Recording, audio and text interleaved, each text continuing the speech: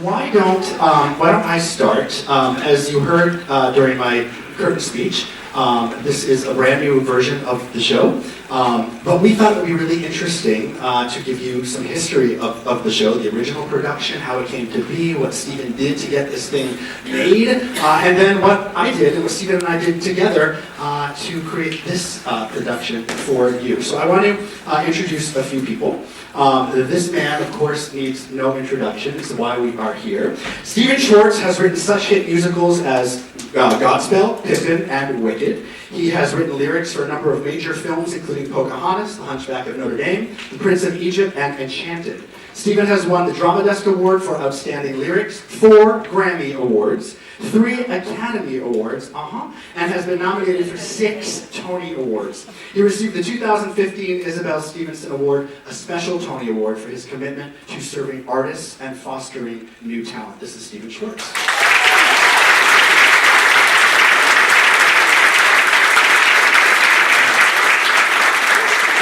Most of our actors are here. This is Monica Ramirez. Monica, of course, who has Millwork and what else? Housewife with the King Women. Yep.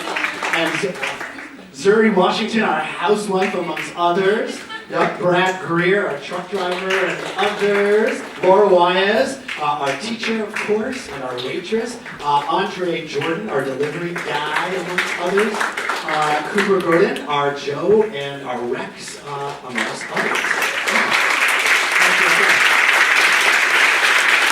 Yeah, we'll talk to them a little bit later. I also want to introduce a fabulous woman named Robin Lamont. Robin performed in all early productions of Godspell, including the movie version.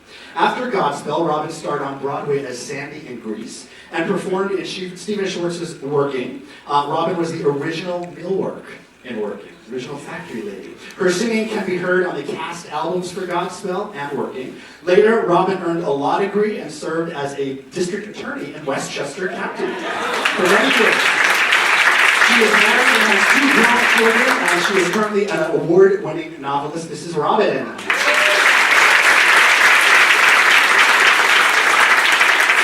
And finally, Carol. Carol, I always screw up how to pronounce your last name. De Giere, Carol de Giere. Carol de Giere is the author of 2 books that provide behind-the-scenes stories on popular musicals. The first book, Defying Gravity, the creative career of Stephen Schwartz, from Godspell to Wicked, is now in a revised and updated 2nd edition. The second book, The Godspell Experience, Inside a Transformative Musical, records the history for Godspell. Both books serve as historical records, in addition to offering insights on the creative process for fans of the musicals, working writers, and performers. Carol has conducted over 80 hours of interviews with Stephen Schwartz. Her questions focus on his creative process in order to discover some of the keys to his success. We thought that Carol would be the perfect person to facilitate this talkback. This is Carol. Take it away, Carol. At the end, Stephen and I are going to be available to sign copies if you want to get a copy of the book at the concession stand. So we're going to go back to 1974 to start with. And at that time, Godspell was playing well off Broadway, and Pippin was running on Broadway, and the Magic Show was opening on Broadway.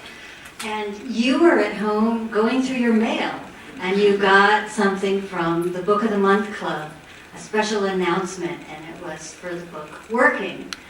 And it included something about an operator. You had an aha experience. No one else probably would have done this, but he thought, this could be a musical. So can you take us back to that time? Yeah, well, you've pretty well described what happened. I came across an announcement of the book by Studs Terkel, which, as you know, is essentially a series of interviews with people about their jobs. Studs was, of course, a very well-known radio personality in the Chicago area, and he sort of invented oral history, what we now know of as oral history. And he had a big, successful bestseller with a book about the Great Depression, and this was his follow-up to that. And anyway, I read the description of the book, And as Carol remembers, there was one, in particular, there was a little squib about the interview with the telephone operator. And I was one of those people who sometimes got cranky with the phone company, as one of our characters in the show does. And would like yell at the operator and say, like, you guys are a monopoly, and which of course no longer exists, but that was the situation then. And I realized, reading what the operator said, that I was somebody who didn't always recognize the sort of human connections that I and all of us experience in our lives, that I was sometimes just sort of seeing people as functions. And the quote that they had from the operator, she said, sometimes you get someone on the line and they say, "How's your day been, operator? It's been a tough day." And she said, "You're so thankful for those people." And that just had enormous impact on me, and I thought I would like to do a show where we took a look at people that we encounter every day, but don't maybe recognize what they're going through as people, and also don't maybe recognize our own connections to them. And that was really the idea for Working.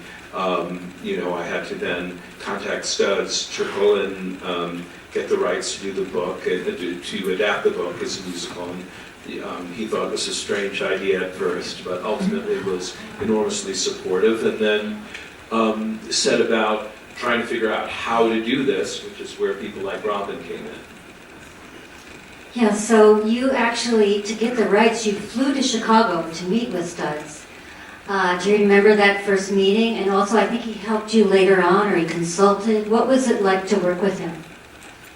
Yeah, I mean, of course I remember that, and he was very welcoming to me, even though he thought I was crazy. He welcomed me I met him at his house and his wife Ida, but then as I talked to him about the idea for the show, he became more and more enthusiastic, and then he was, as I say, very helpful. He made suggestions about characters that I might consider, some of whom had not really initially occurred to me, and sort of dropped in all along, both in the rehearsal process, and then we did our first developmental production at the Goodman Theater in Chicago, and Studs was there. And over the years, as the show has continued to need to be updated as the workplace changes and the situation of work in America changes, really up until the end of his life, Studs would come from time to time and give input about the show. Yeah, so there also, I think, is something about him that drew out these interviews. So much of what you heard in the lyrics and the text is from the book and from the interviews that he did. Robin has a wonderful story about how Studs worked as an interviewer. Do you want to? Sure. First of all, just congratulations on this wonderful production. I enjoyed it so much. Thank you all.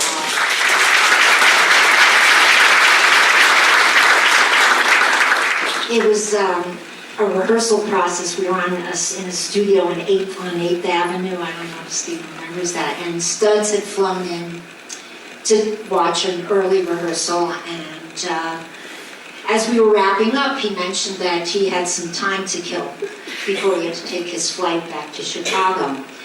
So two of the cast members, Matt Landers and Joe Montaigne, said to me, "Let's get Studs to go out and have a beer with us."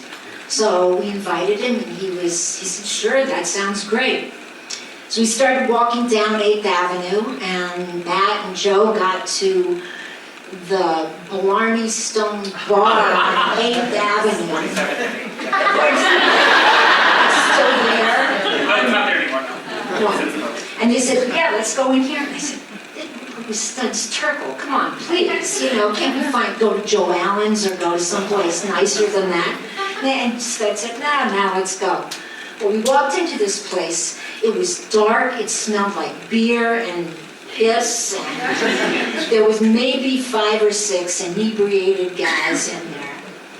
And we ordered a pitcher of beer and sat down, me wiping the seats. And at some point, this man sort of ambled over. He was somewhat drunk. And Studs began to talk to him. And within moments, he got this guy to start talking about who he was, where he had come from, what he did for a living.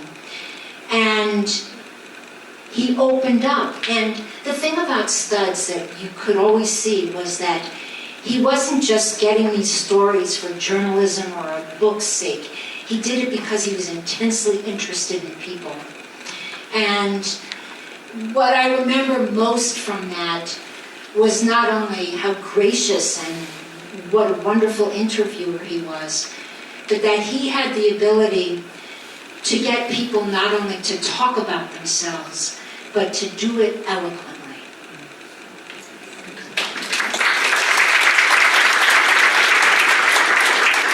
So we're going to talk a little more about the original Broadway production and putting that together. You and Nina Faso read you got the book, got the permission, and you read through the interviews. They're all essentially monologues. So instead of bringing a script to the rehearsals, you brought some of the monologues that you thought were most interesting. And then you were working with everyone. Do you remember why it seemed like you wanted to grow it organically as opposed to writing a script in advance? Yeah, I mean, basically, there weren't really rehearsals. I mean, in those days you didn't really do workshops, but we did workshop, and Robin and several other people that I knew from Godspell and from other theater experiences that I knew were very inventive and creative and used to doing improvisation. I just asked them to join me and basically bought them copies of the books and gave out some of the interviews that Nina and I were most interested in. And then we just tried things, and people would say, "This is what's interesting to me," and then we would sort of, take passages and see how we could physicalize them and how we could put things together. Robin, I don't know if there are any specific, I don't mean to put you on the spot, if there's anything specific that you recall, but we did this for several weeks, and gradually things began to emerge, and it was sometime later when we, finally decided, okay, we're going to go ahead and do this, when we went into rehearsal, but in between those times was the songwriting process, where I approached several songwriters about contributing to the show, and gradually the songs were being selected as well. Let's talk about that. So usually you would want to write all of the songs, but you were working on this, and at some point you decided to invite people, and then you wrote letters? Yeah, I mean, as Carol says, because that's what I did. I wrote, songs for musicals. When I embarked on this at first, I think without even really having made a conscious decision, I just assumed, oh yes, and then eventually I'll write songs for this. But as we were working and developing it, it started to feel to me that the authenticity of the characters and the authentic voices was very important.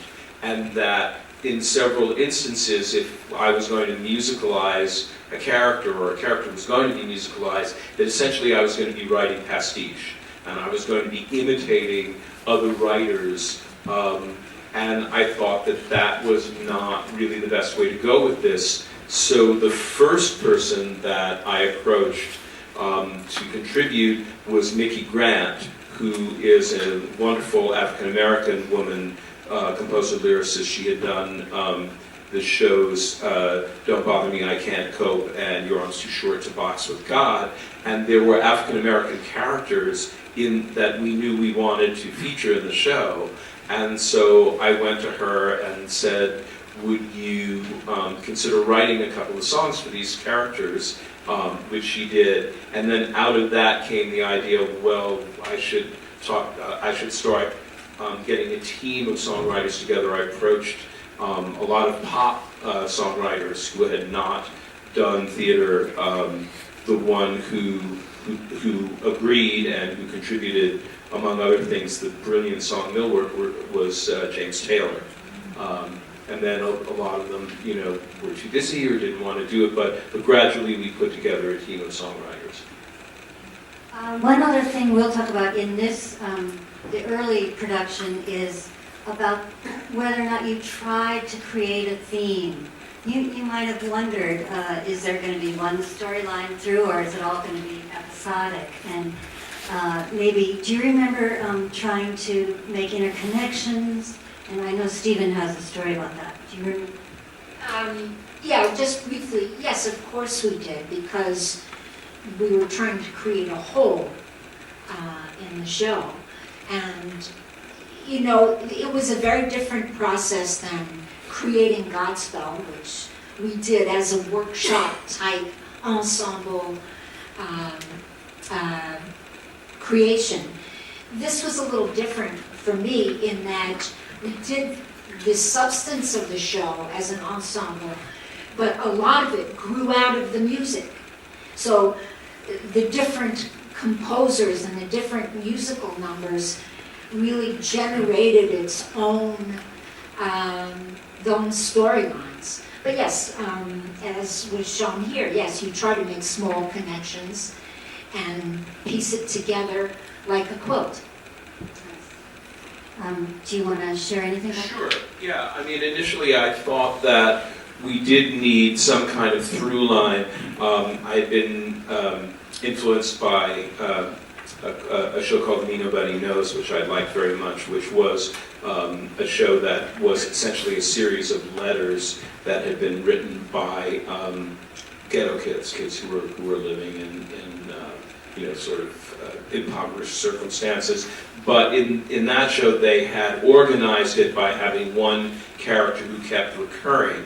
And so for a while, we played around with that, and I found a family who had lived in Chicago and then moved to Arkansas, and I went and interviewed them and tried to sort of weave them through, and that felt sort of clumsy and unnecessary.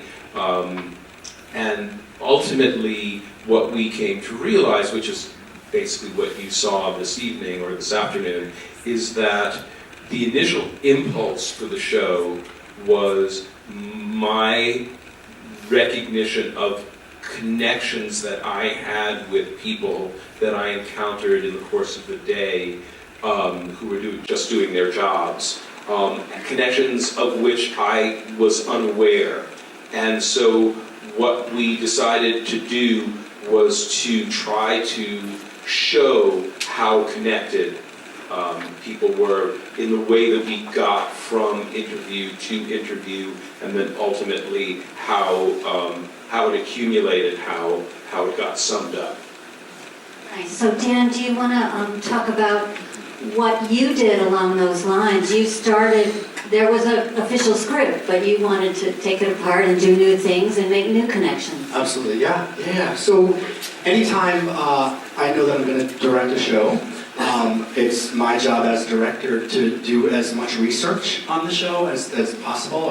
You go back to the source material, which is Strickle's book, right? And I read that, and I listen to the recording, Robin's voice, a million times in my head, and you study and you learn things, and you start learning about other people's professions and jobs and lives and goals and all of that. And I realized, this was half a year ago, and I realized that if I'm going to lead this group of 6 people in this show and direct them, I needed to know a little bit more than what I knew. I've never been a housewife. I've never been a factory worker. I've never been a truck driver. I've never been a waiter. I've never been a delivery boy, and I've never worked on Wall Street or wherever Rex works. So I had to really figure all that out. And so I just started talking to people, and I started talking to people like what Stephen just said, that I interact with on a daily or weekly basis. The lady at CBS, who I wait for her. It's my turn to get in the line, it's my turn to go, and if somebody else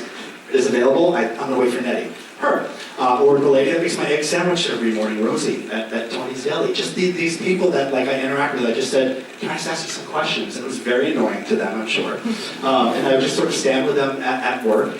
And then And then I had all these ideas, like I said earlier, how to sort of incorporate this. And so then I went to Stephen and got permission to do this, like formally, can I actually do this? So then I took it one step further, and I actually brought all of these people into the theater, or to my house, or did it at their jobs, because some people were afraid and didn't quite know what this was, and all of that. And I literally did hours and hours and hours of interviews, and had, I think that I had like 400 pages of transcripts. From these people, and I had to figure out a way to incorporate this in the show, and yeah, so it was just a riff on what Stephen already had done. I wanted to make it local, and I wanted to honor the people, like Stephen said, that are oftentimes unsung heroes, right? I mean, we all pay tribute to our doctor or our lawyer or our banker. Like, those are people that we, but the waitress sometimes you don't look at, right? Or the lady checking out at CVS, you don't really think about it. So it was just important to me to figure out who these people are, and then figure out how to incorporate it into the show. Did that answer the question? Yeah, nice. And one advantage you had is that you knew Stephen Schwartz and you could tap him for questions. What was that like? It's great. So Stephen and I worked together. It was like 2 years ago now, I think, right, on a project for Princess Cruise Lines. Stephen serves as sort of like an artistic advisor for Princess, and he asked me to create an original show for Princess Cruise Lines, which was super fun. And I incorporated some video in it, similar to what you saw today. And it's thrilling working with Stephen. I said in an interview once that it's a weird day when your heroes and your idols, when you're a kid, become your friends and your colleagues, right? It's just odd. We had several work sessions and phone calls and lots of emails, and there's a funny story. I think it was maybe our second meeting. It was at my house, and we were, I had presented him some material, and what Stephen is just so amazing at is like reining in ideas and saying, I promise you this won't work. This is good, continue this way. Or he's just like, it's just unbelievable. But Stephen left my house, and my mother called, and she said, what are you doing? Hey, what are you doing? And I said, oh no, Stephen just left. Stephen who? Stephen Schwartz. Stephen Schwartz was at your goddamn house? So it's an odd but great. I think Dan is being a little modest about what he did. He had all these interviews, and then he, as Studs did for his book, he went through them and he organized them and edited them down to try and form a kind of narrative of each of them. And then he and I went over them and edited them down further, and found the places within the show that they could fit so that they would provide the kind of continuity that we had figured out how to provide in the show using Studs' interviews. And some of it some of the choices were more obvious than others. I mean, obviously, if you've spoken to someone who's cleaning houses for a living, that's going to lead into cleaning women. Though, interestingly, the ethnicity of the cleaning woman changed because the young woman that Dan spoke to is Brazilian, right? And so we felt like, well, then our cleaning women in the show should therefore be Brazilian. So Dan found someone to rearrange the music so that it would have more of a Brazilian flavor. Again, with the waitress, it's pretty obvious that somebody who's a waitress can lead into the waitress number, but other things were less obvious, and I think one of my absolute favorite transitions that Dan just found by going through hours and hours this material was when he talked to the gentleman who was a limo driver, who had his own limo company, but happened to say at one point, you know, I remember when my mother had to go and work in a factory because my father was sick, and how much he admired what she did, and that provided the segue into millwork. So a lot of it was, you know, just sort of culling through. What Dan and I have spoken about, and I'm not sure how practical this is, but we're going to see, is using this idea that Dan developed of doing interviews with local workers, local working people, as a template for other theaters, other local theaters around the country who might want to do working. Working gets produced all the time, but I think this gives such a new way to do it, and it's not easy. I mean, it takes a lot of extra time, as Dan was willing to put in, but it seems to me such a great way to approach the show, and so we're going to see if we can find a way to make this a template for other theaters who might want to approach it in the same way.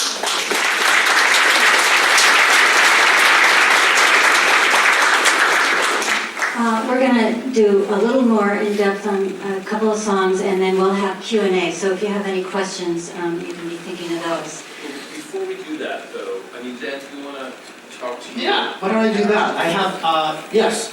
So, you should know that 697 people auditioned for this production of Working. And we passed 6. And these are the 6.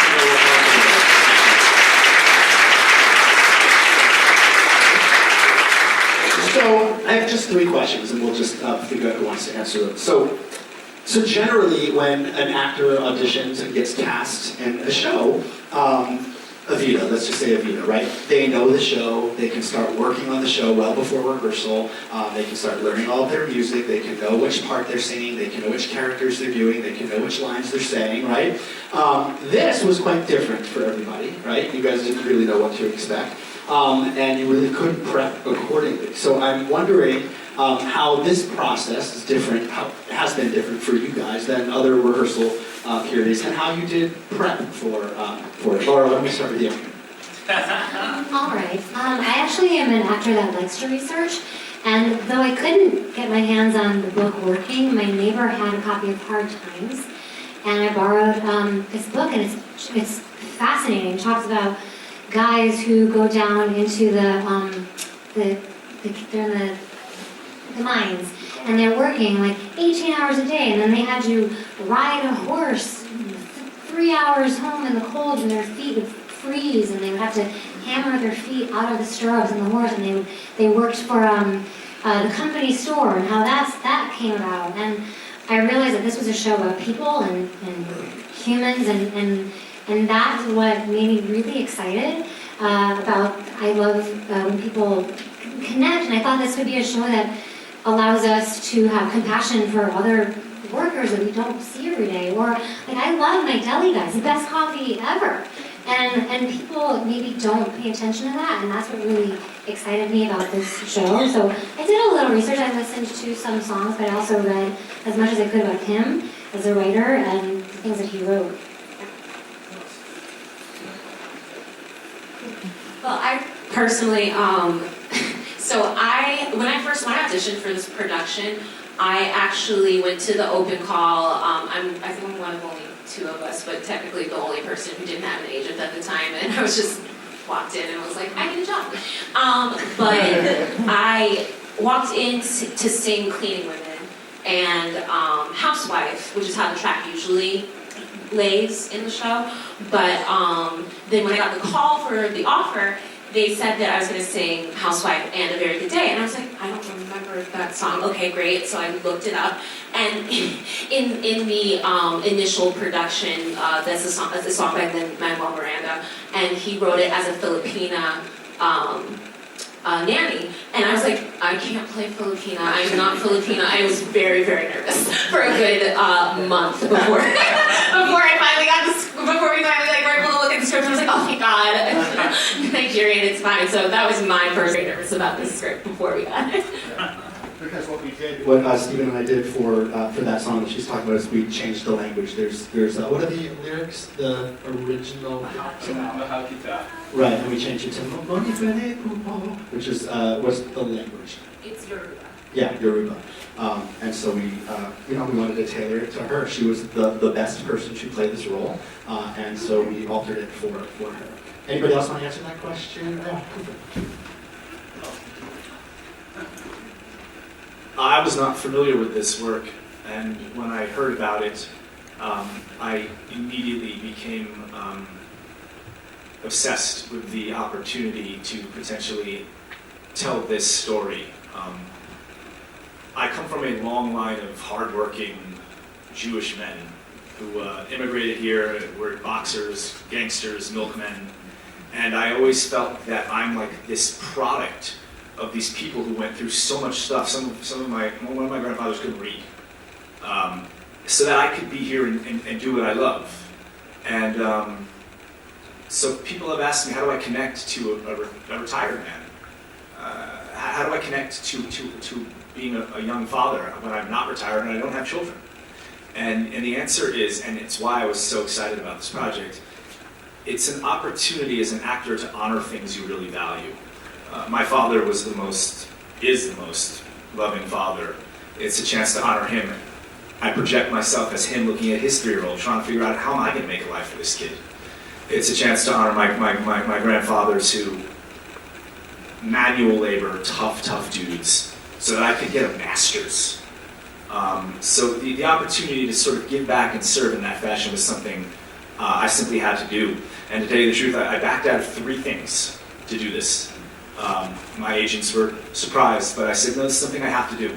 This is a once in a lifetime opportunity to make art that is for the love and the service of humanity. And so here I am. Great. I mentioned during my curtain speech that we have a 3-week rehearsal period, 3-week rehearsal process only. We are an equity SPT contract, small professional theater, and we can only do a certain number of hours of rehearsals for a certain period of time. So it's really challenging to put something like this together in that amount of time. Generally, the first 2 days are to teach the music, 2 days to teach the whole score, and then 1 week to teach the first half of the show, and 1 week to teach the second half of the show, and then tech it. So it's crazy. So you guys, my question is, what is it like being in a cast of just 6, having to play 20-something roles in just 3 weeks, learning it with a pain-in-the-ass director who is so specific about every finger move? Let's talk about that. Who wants to answer? Hi. Yeah, me, right? Great. Yeah, it happened very quickly. I would even say music was like a day. Yeah. And then we were like, we gotta go. Because we're so fast. Because we're just so fast. In terms of being in the ensemble, the last couple of shows that I've done have been ensemble pieces, where they've only had about 6 or 7. And that's always fantastic because you get to honor everyone's talents, see what they fully have, and everyone have their moment, but then when you need to rely on each other for the work and the outside work and the emotional support and all of that kind of goes into it, it's very special. It's much more intimate with us. We drive the van to and from every day with each other. We see each other all the time. Yeah, I would say just the support to make something really special and to know that we're making something really special with each other. And in terms of the rehearsal, Dan is a stickler. But you see the product of here, you know, we all, this is my 3rd time in Ridgefield. What? Thank you. And I keep coming back because when you receive the template in the beginning of it, you just trust that it's going to be a fantastic piece of work. And you fill in all the blanks later as you go. It keeps you in the moment. It keeps you on your toes. But yeah, I would say it's been a great experience. Yeah, totally agree. I was just going to say something about the leadership of Dan. Absolutely. We just put our trust in him, and we trust each other, which I think is really important. There wasn't, we got in the car the first day, and it was like we had all sort of known each other for a while. It was very comfortable in coming here. And then, driving home every night, being able to discuss what we did that day. And, there was a lot of homework, I think, that went in, but then it's so fun to get to back up each other in every song. You come out and you have your own solo moments, but then you get to also be in the ensemble behind, these other incredible performers, and it's just, I think it's a trust thing. We all really trusted Dan and his vision, and with the co-sign of Mr. Schwartz, it's like, duh. And yeah, trusting everybody else that there's just not a weak link, so there was nothing to worry about. And we'll ask one more question to the cast, so Monica can answer it. For me, there is something so incredibly special about this musical. It remains one of my favorite shows, and it has been a labor of love. And it's my goal to pay tribute to these workers that you guys saw. Some of you guys, cast, and this is Monica for you specifically, have mentioned to me that this has been a completely fulfilling, challenging, and life-changing experience, and a life-changing show to be a part of. And I'm curious to hear what it is about this piece of theater that makes you say that. I want to cry. That's so beautiful. It really is such a touching piece of work. For me specifically, being a mixed-race individual, my family immigrating, my father immigrating, I actually, in the rehearsal process, received a picture of my grandmother. I don't think I showed this to you. Her name is Anna. She moved from Colombia when she was 23. She had 3 kids, and she worked in a factory. And my aunt actually sent it to me. She knew I was doing the show, and it's her working, and there's like a U.S. Navy person, like she worked there, and I don't know, that specifically impacted me. I mean, I cried like that day because I was like, this is absolutely. I'm showing. She's passed now, but like I'm showing my grandfather, my last living, my widow, the last living grandparent that I have, like all of that they have done for my family now, and I think that this is just like what Cooper was saying, kind of on that. It's so important that we tell these stories because of those, relatives that are in my family as well. Yeah. Great. Thank you.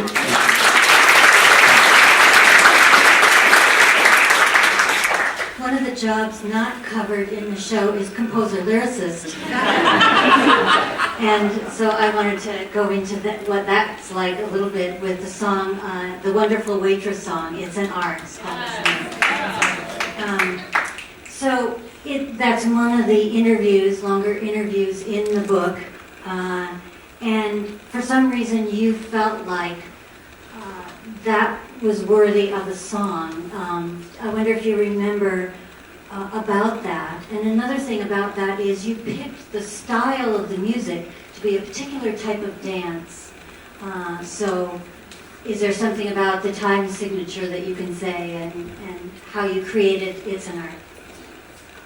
Yeah, well, one of the assignments that all of us writing songs for the show gave to ourselves was to try to, be as close to the authentic voice of the people who had been interviewed, both lyrically and musically, and to try to use in the lyrics, to the extent that we could, what they actually said, and also significantly their way of speaking, and then to have the music be reflective of that to the extent that we were able to do that. So the waitress was, it's not her real name, but she has a very Italian name, and Studs named her Dolores Dante.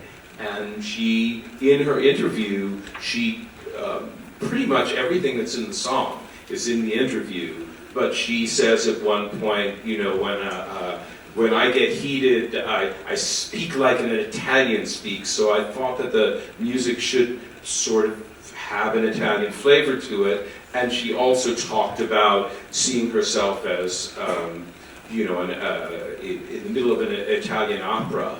And so basically, I used the beat, essentially, of Sempre Libera from La Traviata, and base the feel of the song. Obviously, there's nothing in the music that sounds like La Traviata, But that beat, that ba-dum-dum, is exactly how Semper Libera starts. So that was how that music got selected. But this is true, I think, throughout all the songs that each of the composers, and with the exception of the teacher's song, which was written by the songwriting team of Susan Birkenhead and Mary Rogers, but all of the other songs are written by composer lyricists who wrote both the music and the lyrics, and I think all of them strove to do that. One of the things you've often talked about is how either the emotion, something about the emotional truth of a song, and if you take it from a source, then your job is to make it rhyme. So do you want to say? Yeah, well, I mean, this is just one of these glib things that I've learned to say over the years, which Carol is referring when people ask me, how do you write a song? The answer is tell the truth and make it rhyme. But in this instance, it was telling Dolores Dante's truth, or for Lin-Manuel, telling the truth of the young man who was working at McDonald's that he interviewed, and basically using what they actually said and then finding a way to put it into song structure, which is what one means when you say make it rhyme. Like make it have a structure that can sit within a song. So then we just wanted to do one other song to talk about millwork. So we've got two millwork singers here. Do you want to say anything about this millwork? Gosh, I guess the only thing I would say is one of my enduring memories of the rehearsal process was the first time James Taylor came to the studio, and I was pretty thrilled, as you can imagine, but he came in with his beat-up guitar, non-matching socks. I don't know if you remember this, he sat down on the floor while Terry did her dance and the pastiche of movement, and he played guitar. And I sang the song as Stephen had taught it to me, and James Taylor sang background. And I remember thinking, I'm sitting here with James Taylor playing the guitar and singing background. It was pretty amazing. I would say only one thing else about my experience with the show, which is we had a much larger cast in Chicago and also on Broadway. But apart from the unique experience of Godspell, I've never done a show where everyone loved doing the show as much as we did. So it's really a unique theater experience, and I'm glad you all got to share that. Do you want to say anything about millwork? I didn't perform with James Taylor.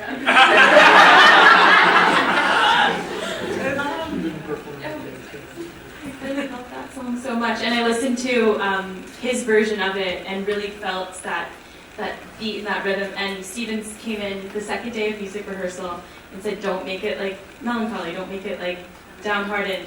That's not who she is." So, kind of recalling that and feeling that in the moment. I do remember, it's very similar, James Taylor is such a hero of mine. He was one of the songwriters who was influential on me in terms of how my own songwriting developed, and when he said he was interested in contributing songs to the show, of course that was really thrilling to me, and I met with him and I had some ideas for him about certain songs or certain interviews that I thought would be good. One of them was the trucker.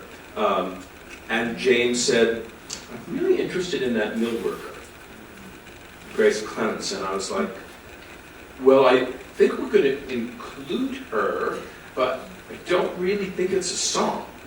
I don't see how you make that a song." And he just said, "Well, I have a notion for it. Let me try something. We can always not use it."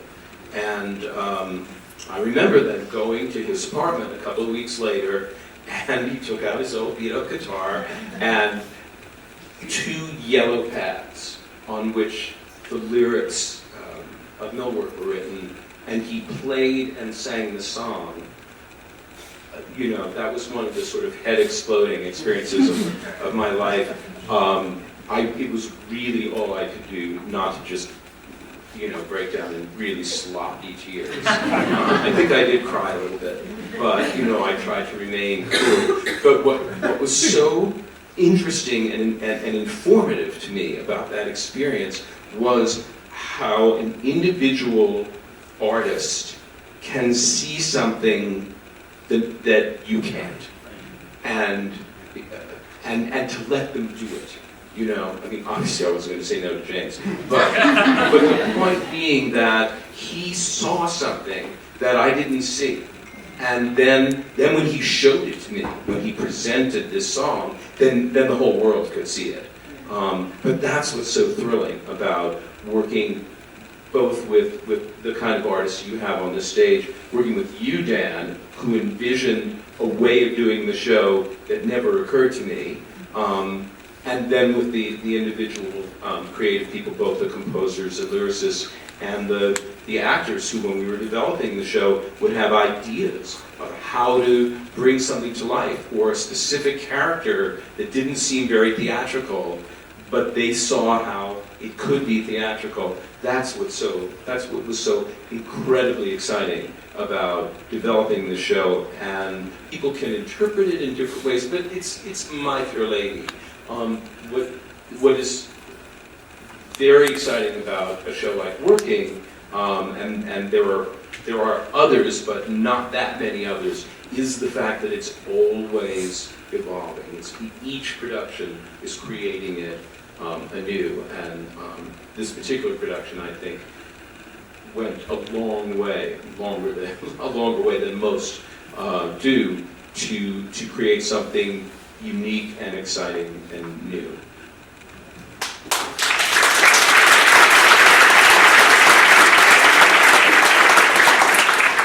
Does anyone have a question? We have like 5 minutes because we got to get the cast back to Manhattan. So we have 5 minutes for audience Q&A. Questions? I have a question about the technical part. How does the plates stay on the table when they dance? Yes. Thank you for asking. Yes, I created those tables and glued the hell out of everything. And some of it is Velcro, the stuff that they have to pull off, like the menus are Velcro, but some of the plates that don't have to move are super glued, as it were. And I made it so that the tablecloths would like sort of fly up and down when they were moving the tables off. And yeah, that took me 6 hours one night? Yeah. Thank you for noticing. Another question. I have a question for Stephen. I'm interested in how you became a songwriter. Was it something you always wanted to be? Yeah, it was something that I always wanted to be. I was a musical kid. I think most of the people on this stage who will attest to the fact that if you have musical ability, it shows up very early. It's just one of those genetic things for which we can't take any credit, but it presents early. And so I was musical, and very early in my life, my parents, I grew up on Long Island, my parents were theater goers, and they took me to a Broadway musical, and I just wanted to live in that world for the rest of my life, and have very luckily been able to do so. What was that musical? The musical was called Shinbone Alley. You probably will not have heard of it. It was an adaptation of what had been a successful concept album based on stories by a writer named Don Marquis, these stories in the New Yorker, they were stories about a cockroach named Archie who was in love with an alley cat named Mehitabel. The show featured a large chorus of singing and dancing cats, which was roundly criticized by the New York press, who said, why would anyone want to see a show with a lot of singing and dancing cats? Which shows the importance of timing. I've got another question for Stephen. Since you mentioned the young talent of musicians and composers, are there any young composers and lyricists about whose work you're particularly excited now? Yeah, lots. A question was about the young composers and lyricists. I mean, some of them you have now gotten to know, like Lin-Manuel Miranda and Benj Pasek and Justin Paul. But these are people I knew when they were quite young. There's a show, I think maybe it's opened or it's in previews, called Be More Chill, by a guy named Joe Iconis that I've known for a long time and been a huge fan of his work. And then, I do a lot of workshops under the auspices of ASCAP, and I hear a lot of new people coming up. I mean, I could give you a list of names that you haven't heard of yet, but you will. We can do one more question. How about from one of our students from Union? You guys have any? Yes. A lot of the work I've mostly done has been a lot around community and a lot of focus on the community members. What is it that drives you to Yeah, the question was that a lot of the work that I do has to do with the idea of community and the formation of community. I think that's very accurate. I think all writers basically have 2 or 3 themes and they just write them over and over and over again. They're the things that we're obsessed with. I think that is one of my obsessions. There was a writer whom I very much admired, a kind of philosopher, if you will, named Scott Peck, who wrote a book called The Road Less Traveled, which was extremely influential on me. And he was developing a whole idea about how to build community because he saw our society fracturing and fragmenting. We have not done a very good job right now of things have devolved from that time, and we seem to be drifting is a bad word, hurtling faster and faster away from being a coherent community with respect for one another's differences, etc. But I think it's one of the key issues of our time. If we don't find a way to do this in this country, we're not going to have a country. So yeah, this is a theme that's very significant to me, and I appreciate you noticing it. So Stephen and Carol will be in the lobby. There's a table set up where they're going to be signing books, if you guys want to do that. I can't thank you guys enough. This was a fascinating, incredible conversation. Thank you so much.